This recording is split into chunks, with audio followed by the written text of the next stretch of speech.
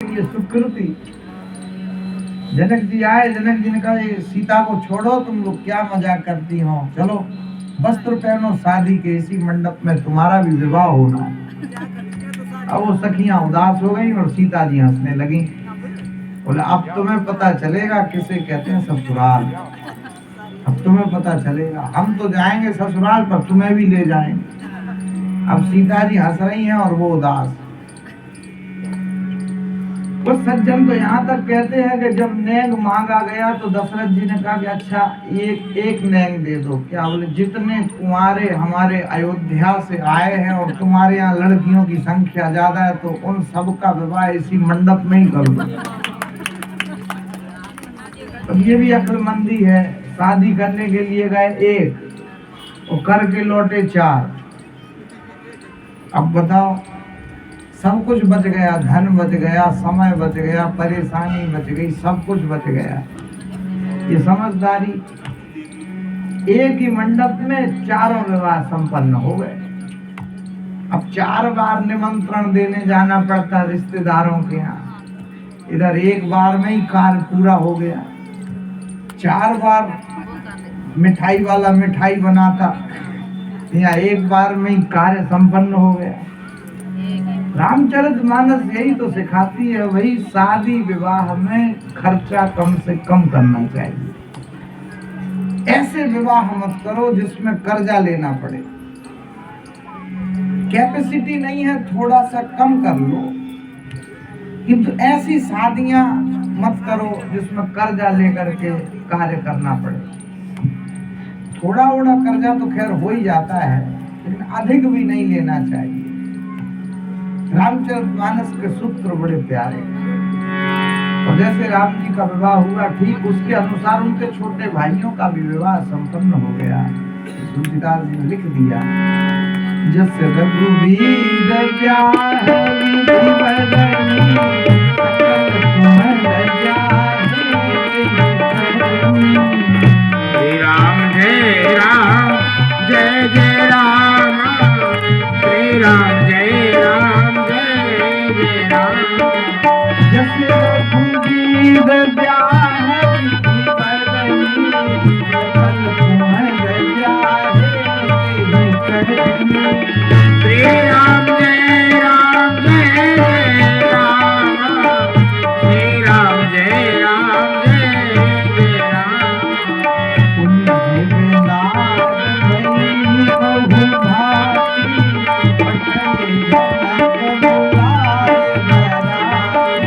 श्री राम जय राम, जय जय राम, श्री राम जय राम, जय जय राम।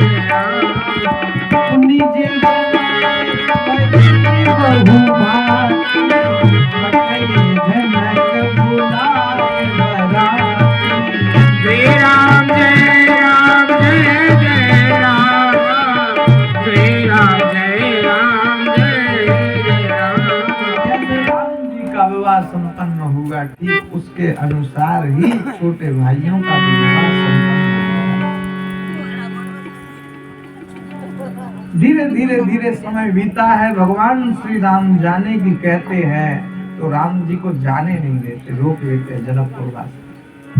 लेकिन एक दिन राम जी ने कहा कि आपको जाना ही होगा।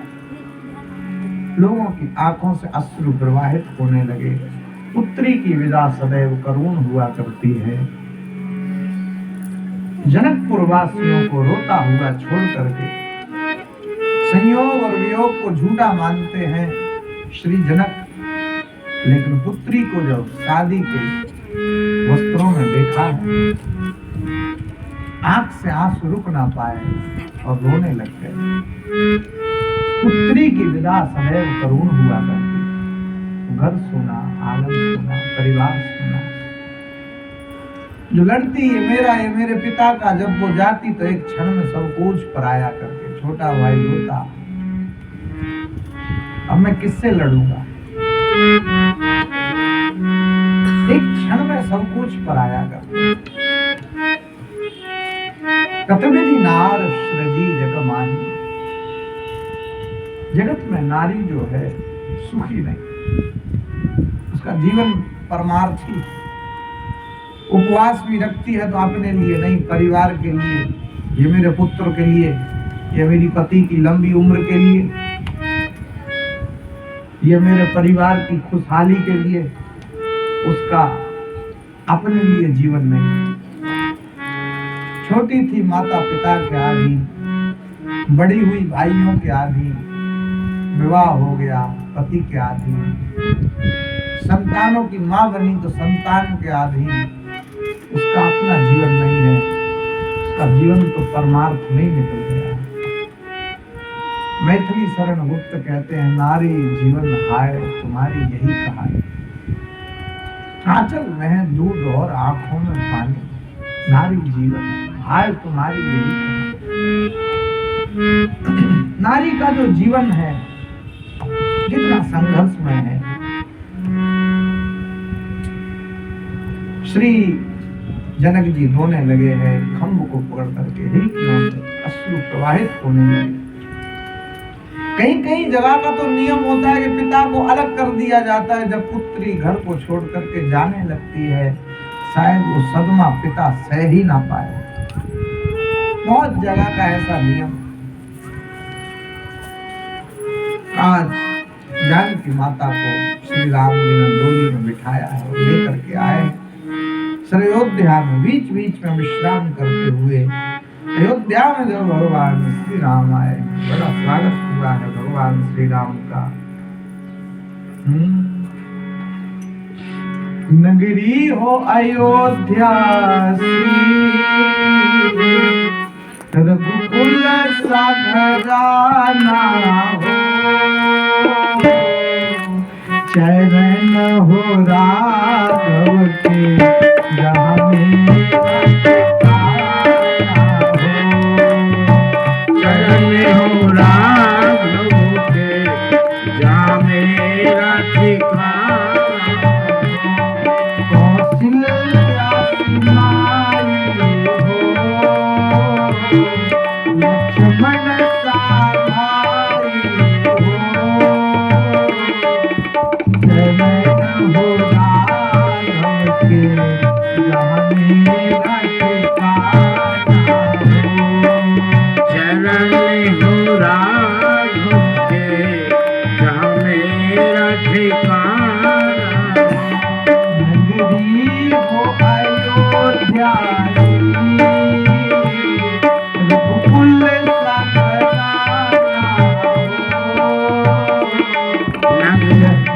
हो राघव के जहाँ मेरा ठिकाना हो, चरण हो राघव के जहाँ मेरा ठिकाना हो। श्री अयोध्या की महिमा है। अयोध्या में श्री राम जी सीता जी को लेकर के आए हैं, चारों भाइयों की आरती उतारी गई है। श्री जानकी जी का मुख देखा माता कैकेयी ने तो सोने का महल दे दिया, जिसको हम कनक भवन कहते हैं। सोने का महल स्पेशल बनवाया था। सुमित्रा जी ने सोचा हम क्या दें, कैकेयी ने तो सोने का महल दे दिया। माँ कौशल्या ने मुख देखा तो राम का हाथ पकड़ा और सीता जी के हाथ में सौंप दिया। बोले हमने ये राम तुम्हें आज से दिया। सुमित्रा ने सोचा हम क्या दें, लक्ष्मण का हाथ पकड़ा, बोले इसको सेवा में लगाए रखना, ये दे दिया। तात तुम्हार मात वैदेही, पिता राम सब भांति सने। ऐसा अद्भुत परिवार श्री अयोध्या। श्री अयोध्या की तो बड़ी महिमा है। देवता लोग जय जयकार करने लगे। राम जी अपने कक्ष में सो रहे तो कुछ माताएं आई हैं और राम के सिर पर हाथ घुमाते हुए कहा कि बेटे, तेरे जाने के पश्चात एक पत्र आया था और उस पत्र में लिखा था कि जिस धनुष को कोई उठा नहीं सका, उस धनुष को तूने तोड़ दिया। एक पत्थर की मूर्ति नारी बन गई। रास्ते में जाते जाते तुमने ताड़का को मार दिया। मुझे ऐसा लगता है कि तुम भगवान। राम जी ने कहा नहीं नहीं, पत्र में क्या लिखा, माँ वर्णन करके सुनाने लग गई। मार्ग जात भयावनी भारी, श्री राम जय राम जय जय राम। मार्ग जात भयावनी भारी, श्री राम जय राम जय जय राम। एहि विधि तात तारिका मारी, श्री राम जय राम जय जय राम। मार्ग जात भयावनी भारी। श्री राम जय राम जय जय राम।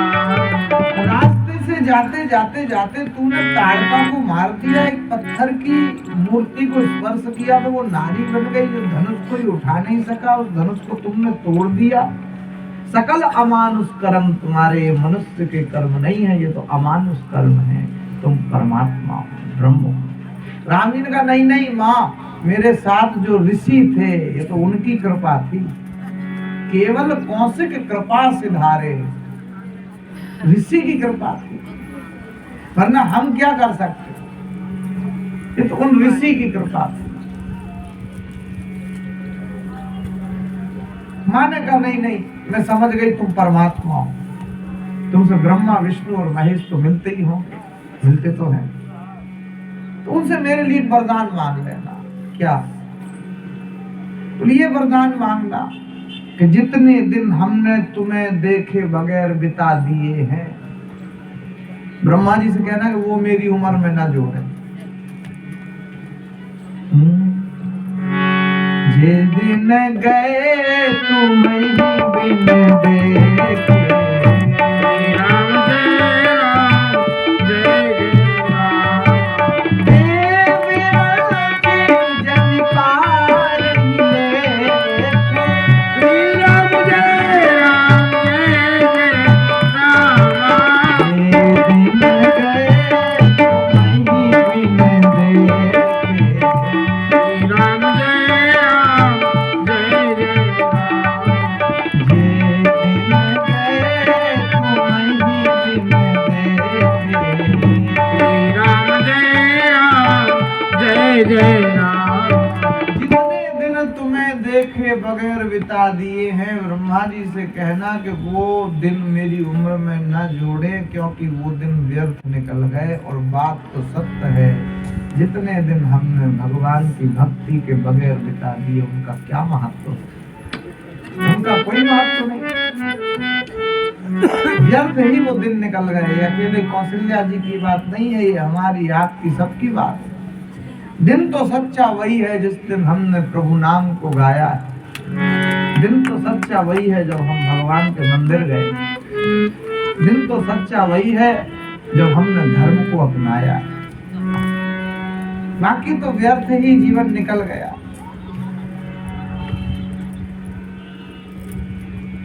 माँ बैठी हैं भगवान श्री राम के नजदीक, समय काल कुछ बीता है, रिश्तेदार लोग जो विवाह में सम्मिलित हुए थे सब अपने अपने घर को जाने लगे। संयोग सुखद होता है, वियोग दुखद होता है।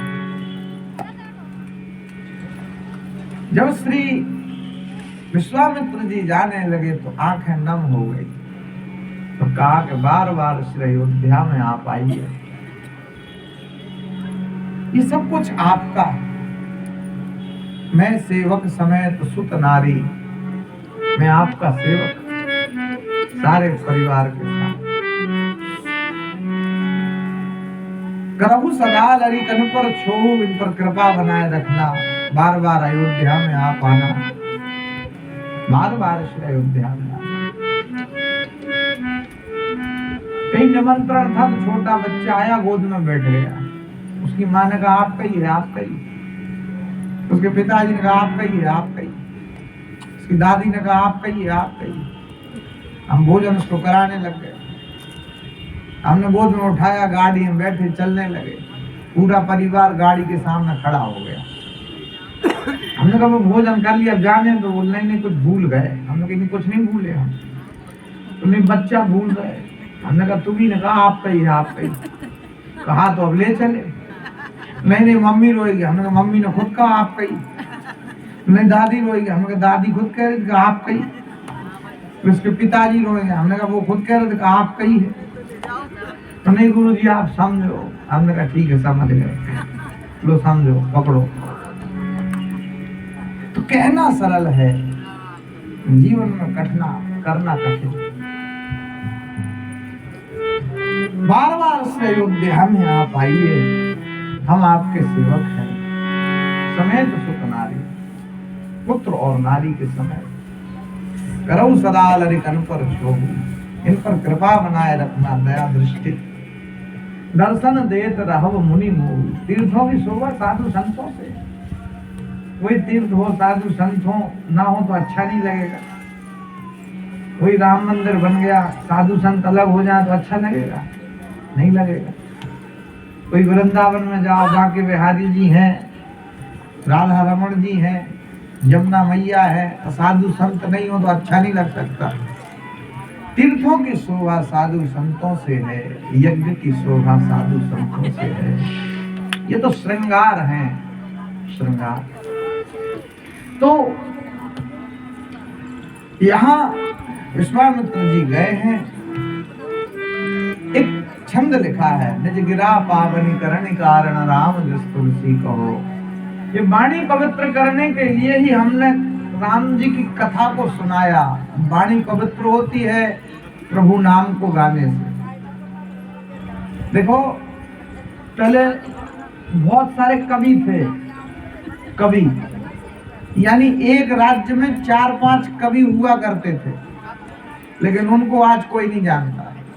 होंगे मीरा कोई क्यों जानते, कबीर कोई क्यों जानते, तुलसी कोई क्यों जानते, सूरदास जी कोई क्यों जानते, रहीमदास जी कोई क्यों जानते। जिसने उसके नाम को गाया उसकी वाणी पवित्र हो गई। वाणी पवित्र होती है उसके नाम को गाने से। जिसने भी उसके नाम को गाया तो वाणी पवित्र हो गई। हरि नाम को गाओ, वाणी पवित्र हो जाएगी। जनता, समाज, संसार को खुश करने से, उनकी प्रशंसा करने से कुछ मिलने वाला नहीं है। कितने आए कितने गए, जिसने उसके नाम को गाया उसकी वाणी पवित्र हो गई। इसलिए मीरा को याद करते हैं, कबीर को याद करते हैं, तुलसी को याद करते हैं, सूरदास को याद करते हैं, वल्लभाचार्य जी को याद करते हैं। श्री तुलसीदास जी ने कहा, निज गिरा पावनी करणी कारण राम जस तुलसी कहो। ये वाणी पवित्र करने के लिए हमने राम कथा को सुनाया। हमने कहाँ तक सुनाते, कथा तो लिखी जा चुकी, इतनी सारी लिखी जा चुकी, फिर भी लिख रहे हैं, गा रहे हैं। इतनी कथाएं हो रही हैं। क्यों? वाणी पवित्र होती है गाने से, कान पवित्र होते हैं सुनने से, पैर पवित्र होते हैं कथा में जाने से, हाथ पवित्र होते हैं प्रसाद बांटने से। मुख पवित्र हरि भजन सो होत त्रिविध कल्याण। मुख पवित्र होता है हरि नाम को गाने से। प्रभु नाम को गाइए। जगत में प्रेम ही श्रेष्ठ है। भगवान प्रेम से प्रकट हो जाते हैं। कितने बड़े ज्ञानी बन जाओ, नहीं मिलेंगे। योग कर लो, तप कर लो, वो नहीं मिलेंगे। और वैराग्य धारण कर लो, वो फिर भी नहीं मिल सकते। किए योग तप ज्ञान विरागा, और मिले ही न रघुपति बिना अनुरागा। बगैर अनुराग के भगवान नहीं मिलते। अनुराग मतलब प्रेम। प्रेम भगवान से करो, जीवन तुम्हारा धन्य हो जाएगा। उद्धव ज्ञानी तो बहुत थे, लेकिन उद्धव के जीवन में प्रेम नहीं था। तो प्रेम की जो आचार्य है वो गोपियां। गोपी कैसे कहते? किसी लड़की स्त्री को गोपी नहीं कहते। भक्ति रस पीवती सा गोपी। जो भक्ति रस का सदैव पान करे वो है गोपी। गो मतलब इंद्रियां, पी मतलब पीना। जो इंद्रियों से भक्ति को पिए, इन आंखों से प्रभु का दर्शन करे, इन चरणों से भगवान की परिक्रमा करे, इन कानों से भगवान की कथा को सुने, इस मुख से हरि नाम को गाए, वही गोपी। राम जब जाते जंगलों में, बड़े बड़े संत बैठे हैं जिनके बड़े बड़े बाल हैं, जटाएं, हजारों वर्ष तपस्या की। उन संत ने जब राम को देखा तो इच्छा हुई प्राप्त करें, वही संत अगले जन्म में गोपी बन गए। शंकर जी भी गोपी बने, महादेव। शंकर जी भी गोपी बन गए। जो भक्ति रस का पान करे वो है गोपी। गोपियां साधारण नहीं, समझाया है उद्धव को, अरे ये तो प्रेम की बात है उद्धव, बंदगी तेरे बस में नहीं है। ये तो प्रेम की बात है उद्धव, बंदगी तेरे बस में नहीं है। यहाँ से देखे होते हैं सौदे, आशिकी इतनी सस्ती नहीं है। यहाँ सौदे के होते हैं सौदे, आशिकी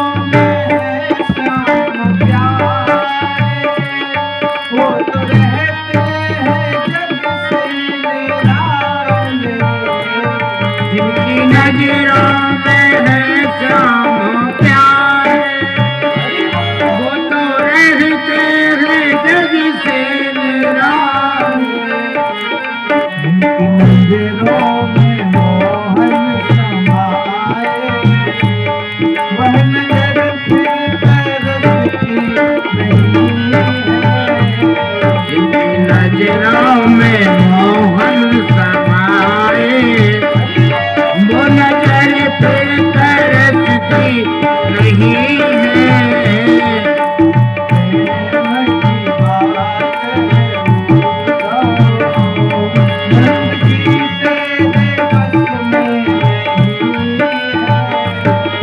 तो प्रेम की बात है बूढ़ो, बंदगी तेरे बस में नहीं है। बंदगी तेरे बस में बंदगी तेरे बस में नहीं है। यहाँ बालकांड के लिए विश्राम, आगे है श्री अयोध्या कांड। यस्याम के जब भाति भू हर्षता देवा पगा मस्तके बाले बाल विदुरगले चकरलम यस्यो सिद्ध्यावता स्वयं भूति भूषणा सर्वदा सर्वाधिका सर्वदा सर्वे सर्वगता सेवा कसिनेवा श्री शंकरापात्मा नीलाम भुजस्याम मलमोन्मिलांगम सीता स्मारो तत्वांग भावम पाणो महासाय चारुचापम नमामि रामम रघुवंशनाथम। एक दोहे का प्रयोग किया जो हनुमान चालीसा के बिल्कुल प्रारंभ में और अयोध्या कांड के बिल्कुल प्रारंभ में। श्री गुरु चरण सरोज रज निज मन मुकुर सुधा, वरणहु रघुवर विमल जस जो दायक फल चाह। इस दोहे का प्रयोग श्री तुलसीदास जी ने दो जगह किया। एक दिन की बात, राजा दशरथ बड़ी प्रसन्न अवस्था में बैठे, प्रसन्न मुद्रा में बैठे।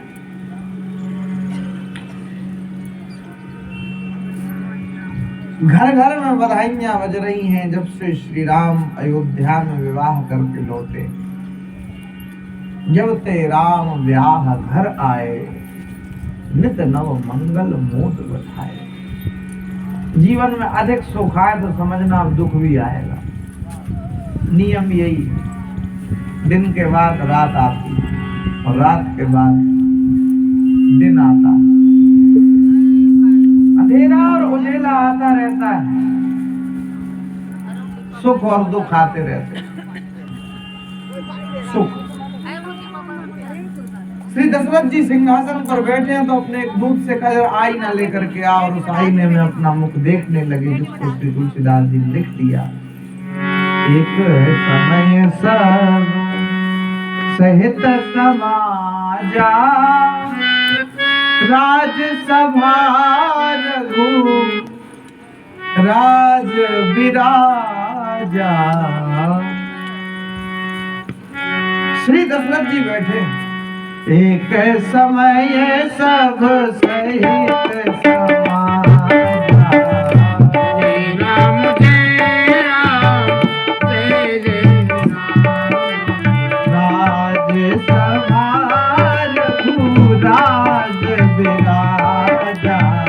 श्री राम जय राम जय जय।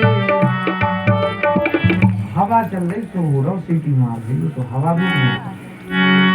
एक समय सब सहित समाजा। श्री दशरथ जी महाराज बैठे हैं तो आईना मंगाया, तो आईने में जैसे अपना मुख देखा तो कानों के इधर के बाल सफेद हो गए। श्रवण समीप भय सित केसा, मानो बुढ़ापा उपदेश दे रहा। संसार में हर एक चीज उपदेश देती है, हम नहीं लेते वो हमारी कमी। हर एक चीज शिक्षा दे रही, उस शिक्षा को ग्रहण करो। पत्थरों से भी लोगों ने शिक्षा ले ली,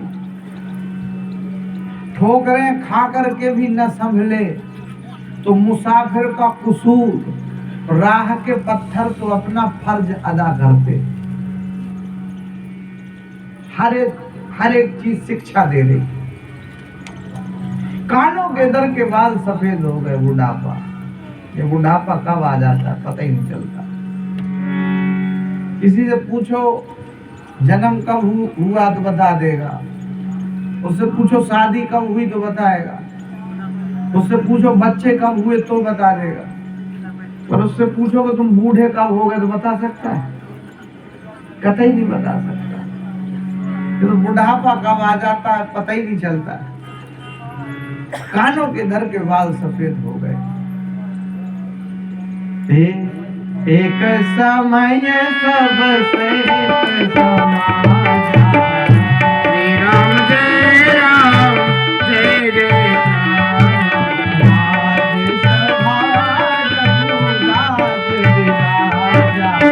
श्री राम जय राम जय जय राम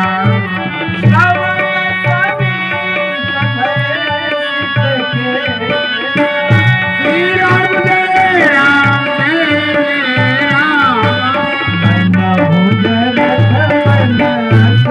जय जय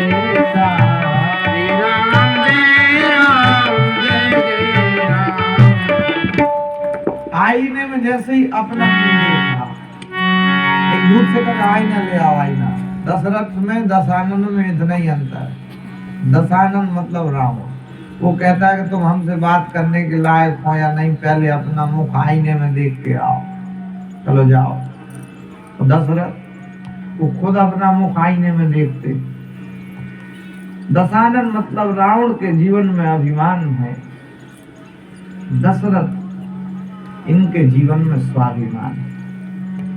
उस समय के दो सर्वश्रेष्ठ राजा, एक दशानन एक दशरथ। दशरथ के जीवन में स्वाभिमान, ये हो गए दशरथ। ये हाथ जुड़े 10 और झुक गए, ये दशरथ। और उसके 10 मुंह हैं, 10 आनंद, वो है दशानन। जिसके सिर किसी के सामने झुकते ही नहीं। अंगद ने समझाया कि राम के चरणों को पकड़ो, रावण नहीं माना। हनुमान जी ने समझाया कि राम जी की शरण में चले जाओ, लंका अचल राज तुम करो। अचल काल के लिए लंका का राज्य तुम्हें